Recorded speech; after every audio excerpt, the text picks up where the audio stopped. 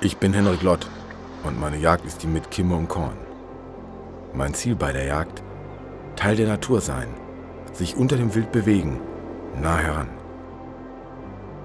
Nur in der Nahdistanz kann ich wirklich Kontakt mit dem Wild aufnehmen.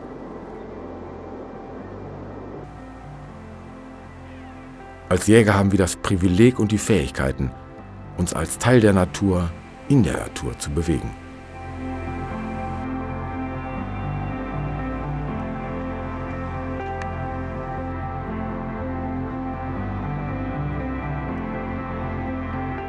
Oft werde ich gefragt, warum ich so oft den Wind prüfe. Die Antwort ist: Der Wind ist mit Abstand die wichtigste Konstante in meiner Jagdstrategie. Ein knackender Ast unter meinem Fuß kann das Wild alarmieren, aber gerade in der Blattzeit auch Aufmerksamkeit erregen. Falscher Wind hingegen wird die Jagd immer erfolglos sein lassen.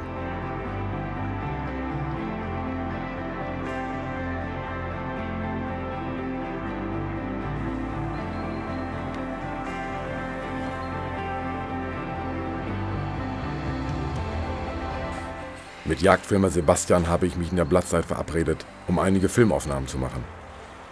Er versteht es sehr gut, den Blatte einzusetzen, und wir sind ein eingespieltes Team. An einem kühlen Morgen wollen wir es in einem Waldstück versuchen.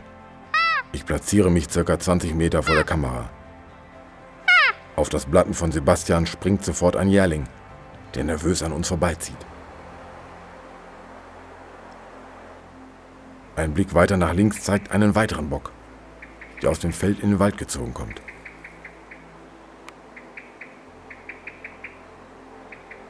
Wir bewegen uns kaum und er nimmt unsere Umrisse im Dunkel des Waldes nicht wahr.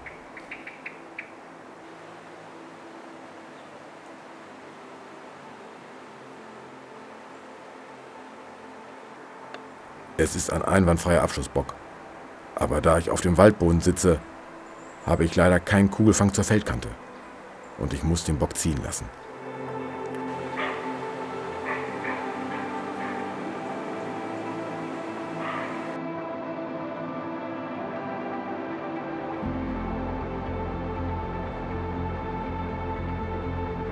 Viel braucht es nicht für eine erfolgreiche Jagd.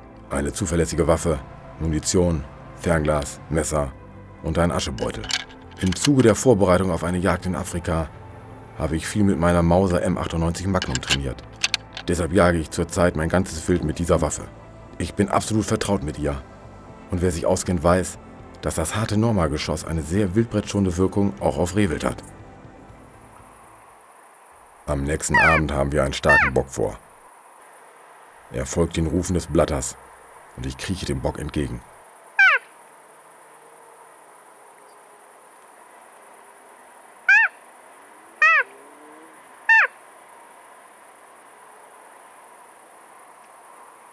Immer näher komme ich dem Wild. Und da wir in guter Deckung liegen, kann der Bock uns sich recht als Gefahr einordnen.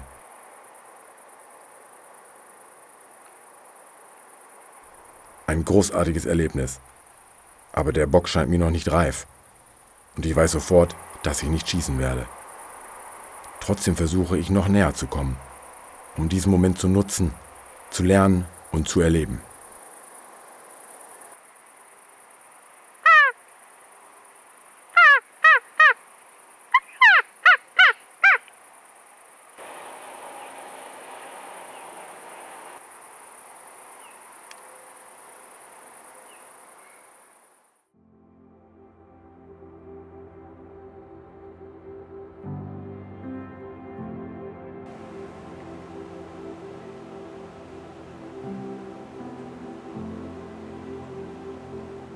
Leider ist es so, dass die moderne Waffenoptik das Wild evolutionstechnisch lange überholt hat und Chancengleichheit überhaupt nicht mehr besteht. Mein Anspruch deshalb: weniger Technik wagen, zurück zu den Wurzeln und das im wahrsten Sinne des Wortes.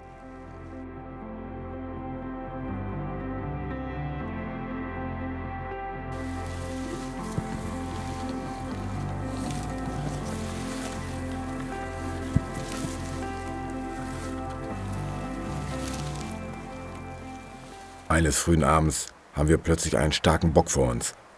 Jetzt gilt es. Runter, ran. Zecken und Dorn sollten einem sympathisch sein.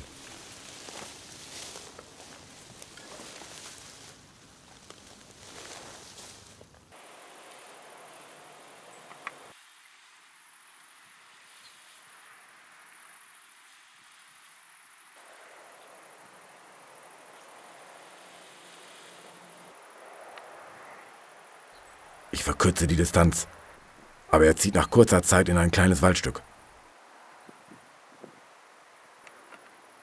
Sebastian blattet nun.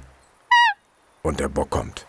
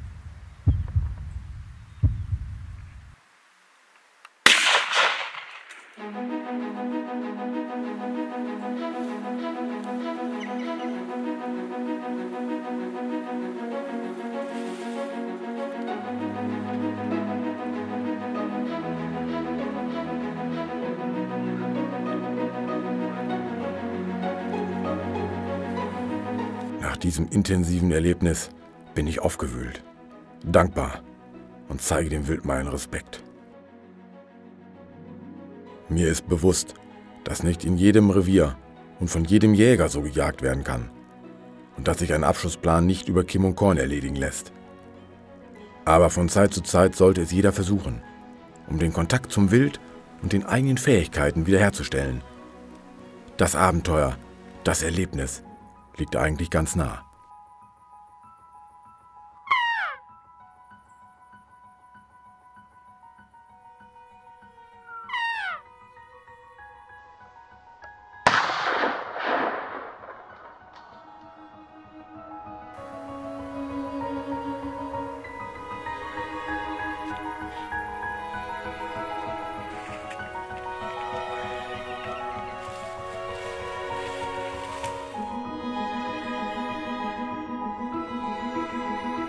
Fast jedes Stück Wild wird von meiner Familie selbst verarbeitet und verzehrt.